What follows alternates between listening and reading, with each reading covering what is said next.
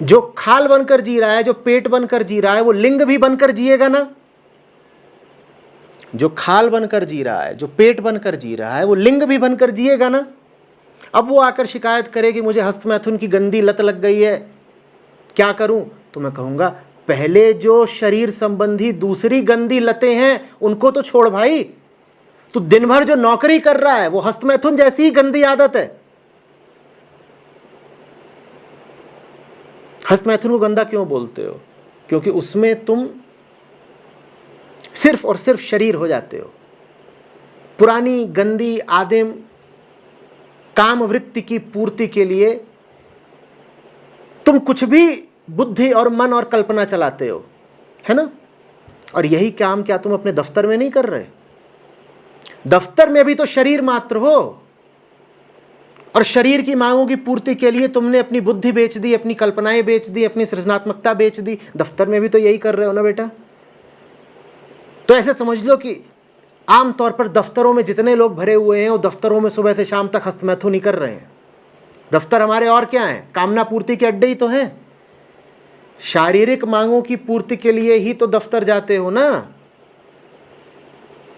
तो बुरा लगता है तुमको जब तुम अपने बिस्तर पर वीर्य बहा देते हो, कहते हो ये तो बड़ा गलत काम कर दिया मैंने, हस्तमैथुन कर लिया। और दिन भर जब सम्माननीय होके दफ्तर में वही काम कर रहे हो तब वहां भी तो तुम पेट ही पाल रहे हो।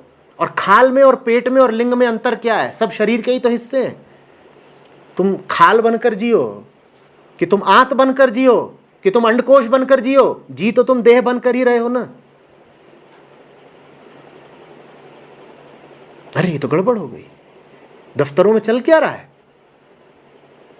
अक्सर कंपनियां दफ्तरों में पॉर्न साइट बैन कर देती हैं। उससे क्या होगा? वहां तो पूरा कार्यक्रम ही पोर्नोग्राफी का है। दफ्तर के जितने कर्मचारी हैं वो सब एक तरह से समझ लो एक मायने में पॉर्न स्टार ही हैं, क्योंकि सब वहां जा रहे हैं सिर्फ अपनी देह की आवश्यकता की पूर्ति करने। एक पॉर्न स्टार कौन होता है?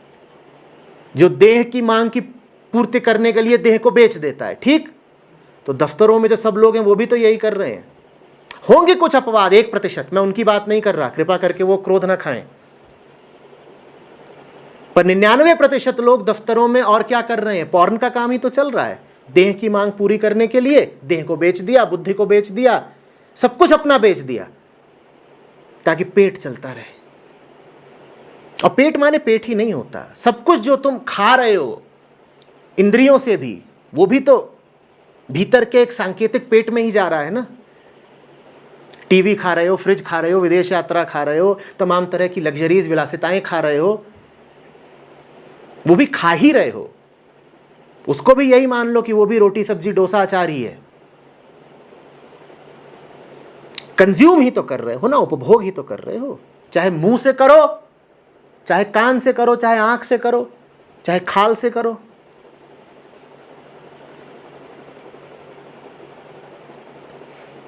तो हम जो बड़ी बड़ी गंदी आदतें हैं उनको बचा के रखना चाहते हैं, और जो छोटी छोटी गंदी आदतें हैं 5 मिनट वाली, उनको लेकर बड़े भयाक्रांत रहते हैं।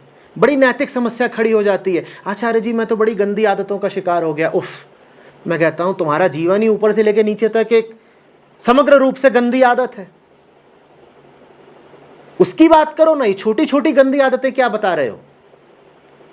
क्या आचार्य जी मेरे बेटे को गंदी आदत लग गई है। क्या? वो दुकान से सामान उठा उठा कर भागता है, क्लेप्टोमैनियाक हो गया है।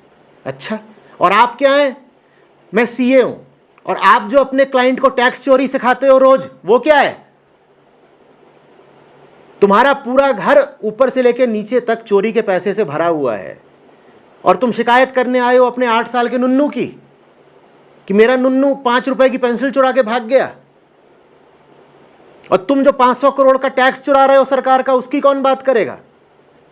तुम्हारे तो शरीर की कोशिका चोरी के पैसे से चल रही है, उसकी बात नहीं करना चाहते। बड़ी आदतें सुधार लो, छोटी आदतें अपने आप ठीक हो जाएंगी।